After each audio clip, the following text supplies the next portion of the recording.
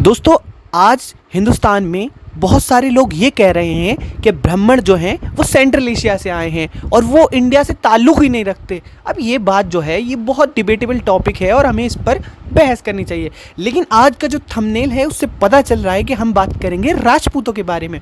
दोस्तों, क्या आपने कभी सुना कि राजपूत बाहर से आए या राजपूत इंडिया से थे? तो आइए आज इसी सवाल के जवाब को जानने की कोशिश करते हैं कि राजपूत आए कहाँ से। दोस्तों, राजपूत जो शब्द है वो हमें सबसे पहले संस्कृत से मिलता है। संस्कृत में राजपूतों को राजपुत्रा कहा गया है, यानी कि राजा का बेटा। उसी ज़माने में जब संस्कृत पुराने ज़माने में बहुत ज़्यादा पॉपुलर थी तो एक लैंग्वेज और पॉपुलर थी, उसका नाम है प्राकृत। ये आम लोगों की ज़बान थी। इस ज़बान में राजपूतों का जिक्र कई बार आया।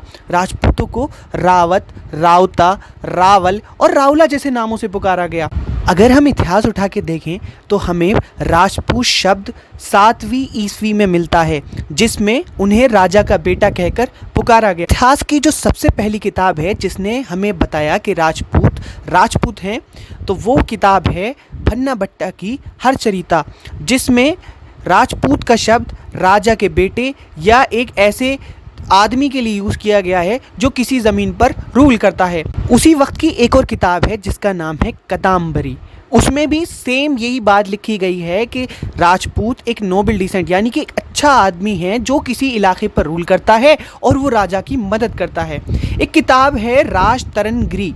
इसमें राजपूत जो है एक लैंड ओनर यानी कि ज़मींदार के रूप में इस्तेमाल किया गया है और बताया गया है कि वो राजपूत जो हैं वो क्षत्रियों के 36 कबीलों में से निकल कर आए हैं। और जैसे जैसे 12वीं ईस्वी आना शुरू हुआ, राजपूत पूरी तरह से इंडियन हिस्ट्री के लिए कॉमन हो गए थे। 12वीं ईस्वी के बाद हर एक किताब में राजपूत का जिक्र मिलना शुरू हो गया था। राजपूतों की 3 विशेषताएं बताई गई हैं कि राजपूत पहले तो मिलिट्री चीफ यानी कि फ़ौज के सरदार हैं, उसके अलावा वो राजा का बेटा और ऑफिसर है, और तीसरी बात वो 36 कबीलों से निकल के आए हैं। लेकिन आज हम बात करेंगे कि राजपूत आए कहाँ से। इस सवाल का जवाब हम बहुत सारे इतिहासकारों से लेंगे जिन्होंने अपनी अपनी राय इस राजपूत शब्द के लिए या राजपूत कबीले के लिए इस्तेमाल की है। तो सबसे पहली जो थ्योरी दी थी वो थ्योरी दी थी V.A. स्मिथ। ये एक अंग्रेज़ राइटर था।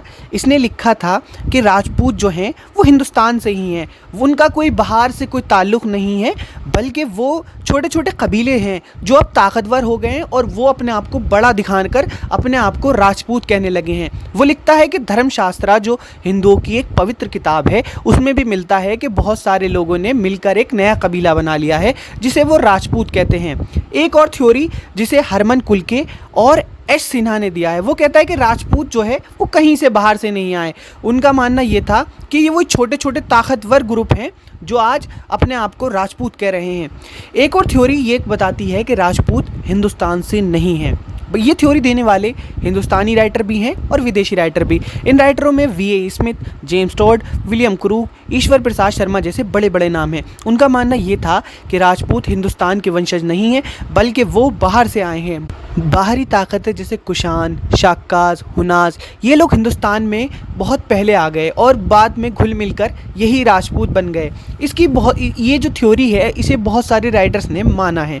लेकिन एक और थ्योरी जो D.P. चटर्जी ने दी है उनका मानना ये था कि ना राजपूत बाहर से आए, बल्कि राजपूत जो हैं बाहर से आने वालों के साथ और हिंदुस्तान के कुछ लोगों के साथ आपस में घुल मिल जाने से वो लोग राजपूत बन गए हैं। एक और थ्योरी जो सबसे इम्पॉर्टेंट थ्योरी है, जिस पर पूरे हिंदू समाज, पूरे इतिहासकार भी मानते हैं, जो लोग बिलीव करते हैं, वो ये थ्योरी दी थी चंद्रबरदाई ने। अब ये चंद्रबरदाई जो हैं पृथ्वीराज चौहान के ज़माने में थे। अगर आपने वो कहानी पढ़ी हो जिस कहानी में बताया गया था कि किस तरह पृथ्वीराज चौहान ने मोहम्मद गौरी को मारा था, तो असल में वो कहानी जो है चंद्रबरदाई ने दी थी। ये जो चंद्रबरदाई थे वो पृथ्वीराज चौहान के कोर्ट में थे और इनका काम ये था कि हिस्ट्री लिखना, या चंद्रबरदाई के एक कोर्ट के साथी थे। तो उनकी एक थ्योरी थी। उनका थ्योरी ये थी कि उन्होंने कहा कि राजपूत जो हैं वो एक अग्निकुंड से निकले हैं। और ये अग्निकुंड किसने किया? ये अग्निकुंड किया था ऋषि वशिष्ठा, एक बहुत बड़े गुरु थे। वो जो है माउंट आबू यानी कि आबू के पहाड़ पर गए और उन्होंने वहाँ जाकर एक बहुत बड़ा यज्ञ किया। उस यज्ञ के फल से जो है राजपूतों के 4 बड़े कबीले निकले।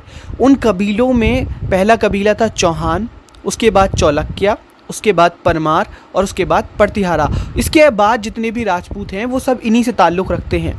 तो ये थ्योरी जो है बहुत सारे लोग जो हैं मानते हैं। इस पर हिस्टोरियंस की अपनी अपनी राय है, लेकिन हर हिस्टोरियन जो है अभी तक ये समझ नहीं पाया है कि कौन सी थ्योरी सही है और कौन सी थ्योरी गलत है।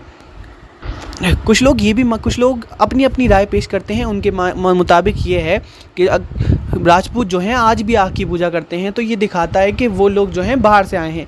लेकिन इसका जवाब एक हिस्टोरियन हैं गौरी शंकर हीराचंद ओझा, उन्होंने कहा कि ये बिल्कुल सच नहीं है कि राजपूत बाहर से आए, बल्कि राजपूत यहीं से आए। वो लोग आग की पूजा इसलिए करते हैं क्योंकि वो चंद्रवंशी और सूर्यवंशी हैं, और वो इस बात पर यकीन मानते हैं कि आग की पूजा करना उनके जो कुल है वो उनकी देवताओं के तौर पर मानते हैं। तो ये जो है, और उनका मानना ये भी था कि राजपूत जो हैं वो जो है पुराण में भी आया है और वो बहुत पहले से आए, इसलिए जो है हम नहीं मान सकते कि राजपूत बाहर से आए हैं। पूरी बात का ये हल निकल के आता है कि राजपूत जो हैं वो हिंदुस्तान से ही हैं।